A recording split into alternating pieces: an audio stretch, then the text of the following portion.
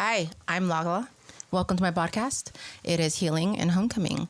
I bring my experience, I bring my journey, and we just kind of let conversation unfold. Sometimes it's scripted, sometimes not, so you're in for a good show. I'm here today. It's Veterans Day, whoop whoop, and I'm here with Kohl. Hello, how you doing? I'm doing well. How about yourself? I'm great. Excuse me for my voice. Sorry, I got a little parchment. Oh, that's okay. I know. Next time I'll have like water right Oh, no, here you're or fine. You're something, fine. You're right? fine. Yeah, we'll have water and stuff. So, thank you for your service. Thank you. I appreciate your support. Thank you so much. Yeah. What branch? I was in the Army. Okay. How many years? I did 4 years. Oh, nice.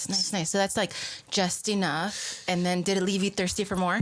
Yeah, I did a little contracting afterwards. So yeah, I finished the rest of my contract out doing regular contracting. Oh, cool. So your contracting, was it like a smooth transition, or was it like, how was your transition into contracting? It was very smooth actually, because right when I was done, because I've got medically discharged. So Okay. right when I got done, my contract was 8 years. Okay. So I served the remainder 4 on private contracting. Okay. And it was easy transition.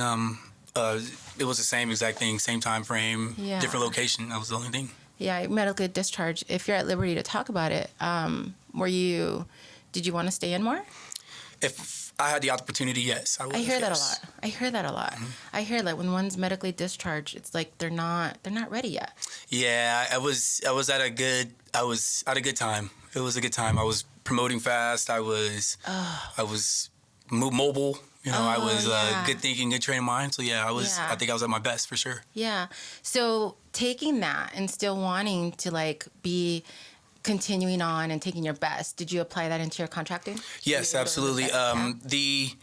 The mindset never left. You know, some of the movement did, yeah, but but that comes naturally over age anyway. So regardless, we're gonna lose some of that movement anyway. Yeah. So exactly. I was a you're young right boy on when I time. went in. I was I was 18 years old. You know, almost 18 years old. So, Oh yeah. So you're like, yeah. right. So all right. you know, at 23 getting out, you know, 24, 22 getting out. So I wasn't. A lot of good years. Yeah, I could tell your face lights up. You're like, yeah. So I enjoyed it for sure. Yeah, so you could still kind of spark that and still Yes. kind of give that into community, Yes. right? Speaking of community, so when you were transitioning in contracting, how did you reintegrate? I hear different stories all over the spectrum. How did you reintegrate back into community? How was that for you? Difficult. Okay. Because like you said, there's verbiage, terminology, attitudes. There's a lot of things that some small things can tick you off about someone that, you know, everybody sees every day. It's like a normal thing, and it's because we were instilled like to be, you know, like a one track, one mind thing. Right. So it was hard to adapt when it came to like a sociality, I guess. Yeah. But the work ethic and the ethos and your camaraderie, you know, brotherhood, things of those natures, those never leave. Right. That's awesome. Were you able to kind of share some of that with your well, going back in time, but then colleagues? Were you able to like kind of share some of that what would I call it? From my perspective, from Like memories? Yeah.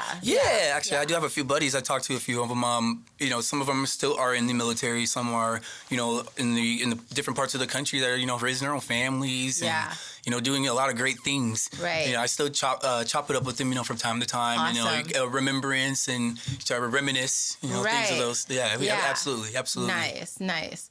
Going back to your medically discharged, what were you listening to? What was in your headphones getting you through that moment? So I kind of have to give my music taste to my oldest brother. He showed me like how you know, the style of music and the culture at the time, and you know, actually listening to what the person is saying instead of just this overall sound. Yeah. I listen to a lot of I listen to rap or, you know, hip hop. Yeah. My dad was a DJ. My brother's a DJ. So. Right. I was listening to that time. Gotta remember, it's a long time. I don't think I listen to him now anymore. I think it was probably Lil Wayne. Nice. I listen to a lot of Lil Wayne. Nice. He's very poetic. Yeah, he has moments. Very poetic. Yes, he's very poetic. I would agree with that. Mm-hmm. I can see where, like, you know, the way that he, you know, takes a mic, the way that he lets out language. Like, I can see and where... you can feel it, too. You know, it's I was a lot just of going passion. to go there. I was just going to go there. Like, it probably really channeled some of the stuff that you needed to come out, listening to it through, like, through your headphones and just being able to relate probably released a lot of what you're experiencing from being discharged. I can just imagine. Too, my family's from New Orleans, so our favorite football team is New Orleans Saints. We love them, so it kind of channels me into like my dad's life in a way, you know. So that's good. It brings me closer to home, someone more like personal, you know. So to not focus, like I feel like I'm by myself in a way, you know. Right, so, right. He was a good artist, especially it was close to home, so. Oh, there you go. That's good. Home. There you said it. Yeah. There's something about coming back to home, whether if it's a physical place, whether if it's, you know, hometown, home cities. You know, I think something with the military experience is home is actually that feeling that we encompass, like we envelope, and we just, it's in us because of how frequently we relocate. Frequently we have to just like get into the present moment, dive inside and be home, right? Yes. It gives a little bit more depth to the home is where the heart is, right? Yes. But what happens when your heart's broken? You know, what happens when home seems far away? It does, you know, and we really have to like dive in, and it's good that we find that through music. Yes. That's really cool. I like that. So what are some other instances that you found yourself coming back to home? My parents were a good one, you know. My brothers lived out of state. My nieces and nephews, everybody's out of state. You know, my grandmother and, you know, other parts of my mom's side that stays out here. You know, my dad's side too, but my parents live here. You know, they're kind of secluded where everybody else is in the city or, you know, in other parts of the country. Yeah. So when I got out, you know, the best place was, you know, I'm closer. You know, so I'm more flexible, I guess. Yeah. So yeah, home was always going to be destined, and it seems like, you know, it's hard to leave this place, you know. So. Nice, yeah. Do you have kids? Yes, I have one. I have a handsome. I can't say beautiful anymore. He doesn't like it. Oh, really? But I have a handsome 4-year-old son. Yes. Oh, 4. Oh, that's a really fun age. Yeah, he's definitely a terrorizer. Oh, right. That is a good one. What is he listening to? Is he listening to anything? Have you noticed? So he's gotten to like K-pop. So he likes K-pop. There's like a little cartoon movie called the K-pop Demon Hunters. If anybody's out there, your parents are out there, you guys listen, watch your children watch TV or whatever it is. They won't stop. They're on YouTube with it. Yeah. You know, he learned to dance. I love that. Yeah, so he's big into K-pop right now. I love that. I could kind of see like the intersection of like military being global type, and then you have K-pop. So it's like bringing the world right into like their bodies, right? Which is ironic because I was deployed to Korea before too. So, nice. It was funny. I didn't know K-pop existed. I didn't know anything. Right, you know, it's kind of big now. It's really big. You got BTS. You got K-pop Demon Hunters. Whatever that is. So they're Right. No, I dig that. That's really awesome.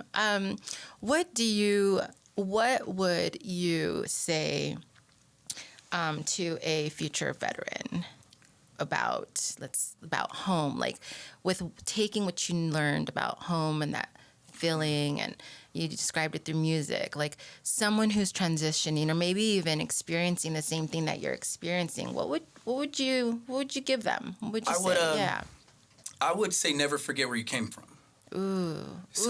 It's easy being in the military. You're trying to keep up with everybody, and you're trying to understand and learn different people, different cultures, different parts of this place that you never even knew existed in different cities. Right. And you know, yesterday you never knew them, and tomorrow they're supposed to be your brother.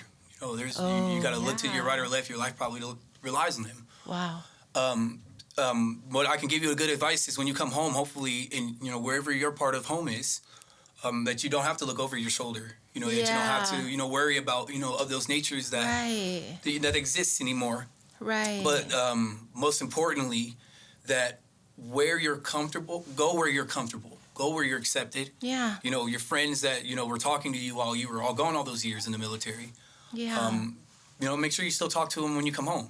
Right. Make sure, if you feel they're still in your same realm, or if you feel that they bring back memories or feelings or, things that, you probably forgot when you're in your absence. So that's the best advice I can give you is don't leave your people behind. Take care of your people. Nice. Be a good sport. That's the best way you can. And it's hard because of a lot of attitude. Right. You have to relearn. Right. That's magical for sure. Maybe one time you were very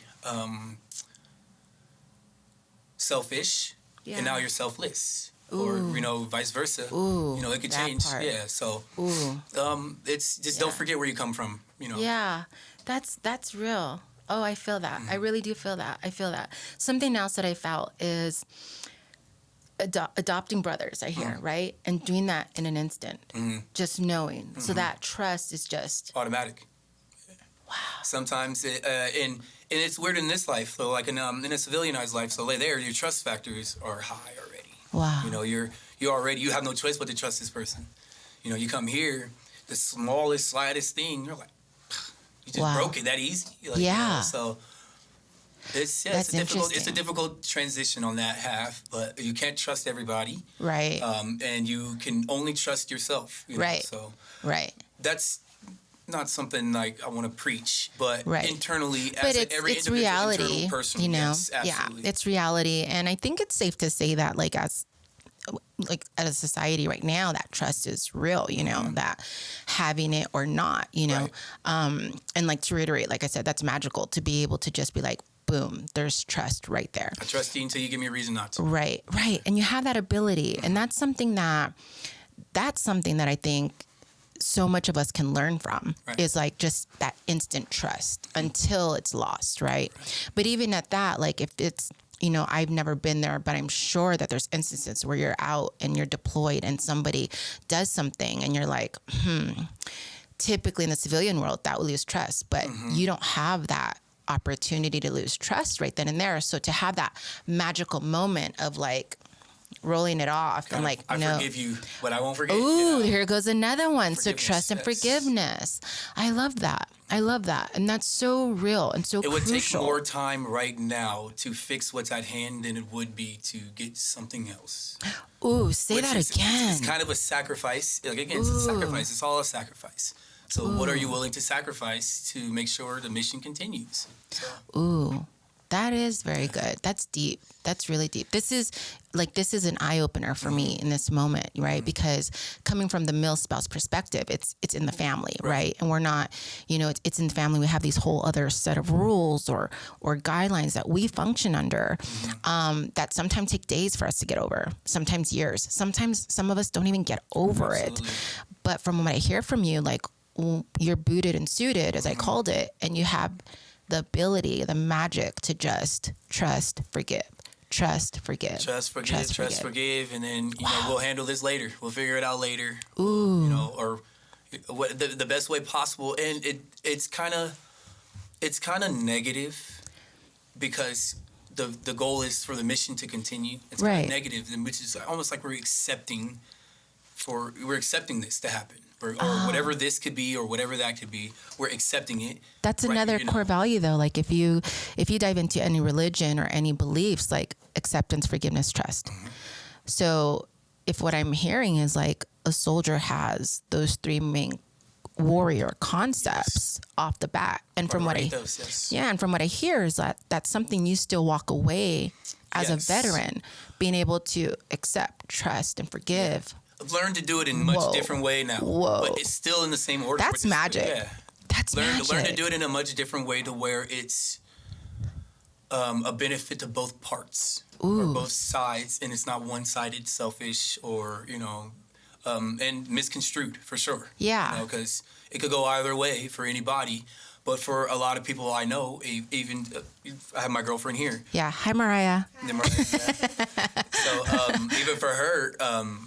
I've never had a reason to mistrust or distrust. Yeah. And as a man, it's easy to say that as a man. Yeah. Because, we have a lot of other things going on, and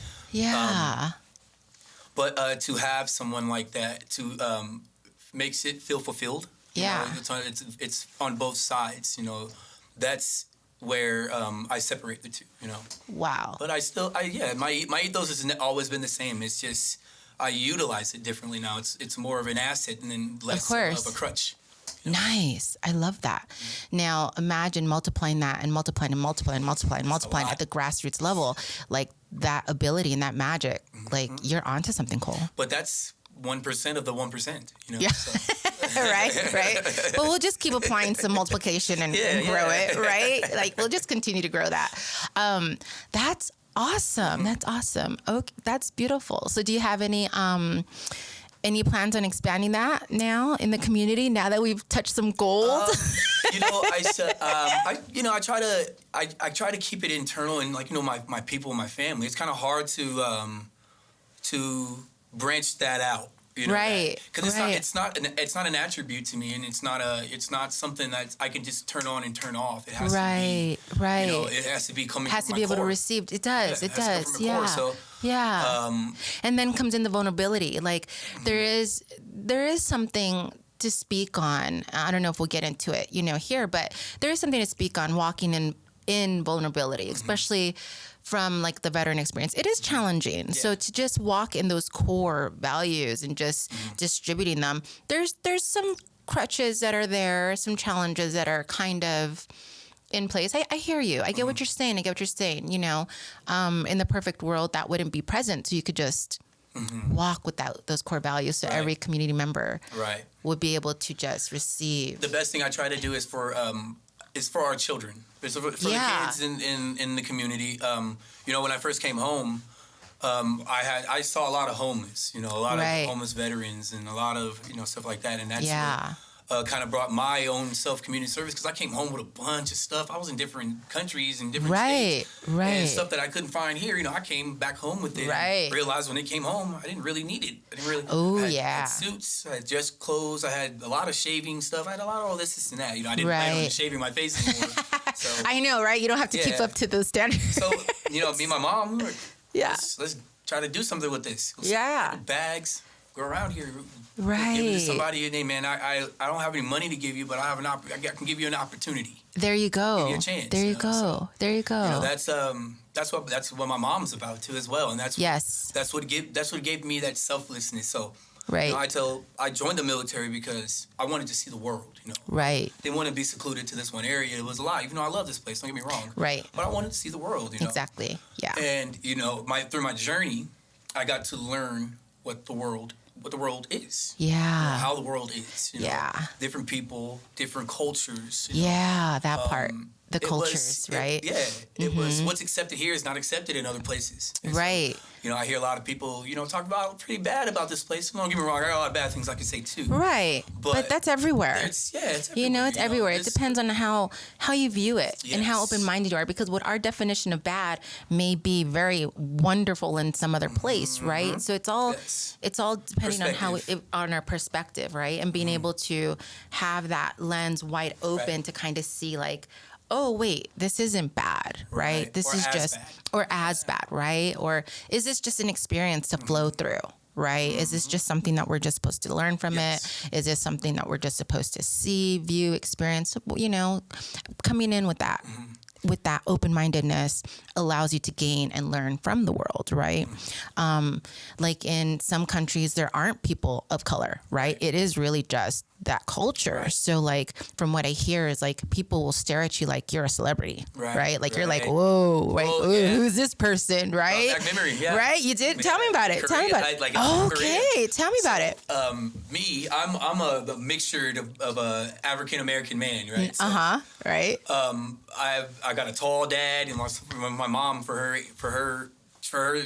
being a woman. Sorry, she's pretty tall. She is. So, I'm 6'2". Oh yeah. A lot of people I served around, and I was taller than them. Right. So being in that country, especially with darker skin, and I'm a large man, tall man. So especially at that time, I was larger. So to them it was like watching Michael Jordan walk down the street. That's nice, what it felt like, right? I mean, that's good to feel. I mean, that's awesome, right? But it was, but even my the units I were in, it was, I didn't serve with people that looked like me or that had that looked like me. There you go. I'm just gonna go with that. Yeah, that's okay. That's what the world. We're not all meant to look the same, right? Exactly. We're not meant to. For me, it's easily accepted. It's easily go about. But when it came to certain things like PT tests, or shooting, when Oh, it came to yeah. anything athletic, Some I advantages. was the guy that was getting thrown in the mix. You know? So, You're like, I just want to take a nap. I took it as a compliment, you know. Right. I don't know how everybody else is going to Right. get You're it. like, So, yeah, but let me I would take it as a get in compliment. this. I love that. But jokingly, I would always point it out, you know. Right. You're like, I'm your guy. Yeah. I love I'm that. going to do it, but like, why? I know. You're like, tell me why. One more time. I love this. No, I love that. So Korea, that's pretty cool. And then earlier you mentioned, the K-pop thing. So that's like right away to bring full circle. Yes. I love this. Oh my goodness. Yes. Kohl, you're freaking amazing. You are too. Oh, thank you. Thank you. I'm right now is a good time. Yes. Thank you for your service. I appreciate your support. You really shed some light on some topics that I didn't even know that, I had to hear and kind of reflect on, and that's the beauty of just flowing through life, being open. Unbiased. Yes. Hey, that word. But anytime, if you have any more questions. I would love that. I would love that. I would love that. Absolutely. Yes. I like what you're doing. I like how you ask the questions. The thanks. And even the experience, the personal behind it yourself. You're wonderful. Right back at you. No, I'm just here to float through life and get to know some people and kind of heal through my homecoming and stuff. Absolutely. And I cannot thank you enough for your service. I cannot thank you enough for your words of wisdom. And I want to see your son, boogie to K-pop. Absolutely. Next time we do this, he'll be right here too. I would love that. Yeah. All right, Kohl. It was great to have you. Thank you. Thank you. I appreciate it. Thank you. That was awesome. Wow. That was good. Can I give you a hug? Yeah, absolutely, yeah. That was cool. That was great. better than I thought it was. Oh, that was great. Absolutely. Thank you for your service. Oh, That's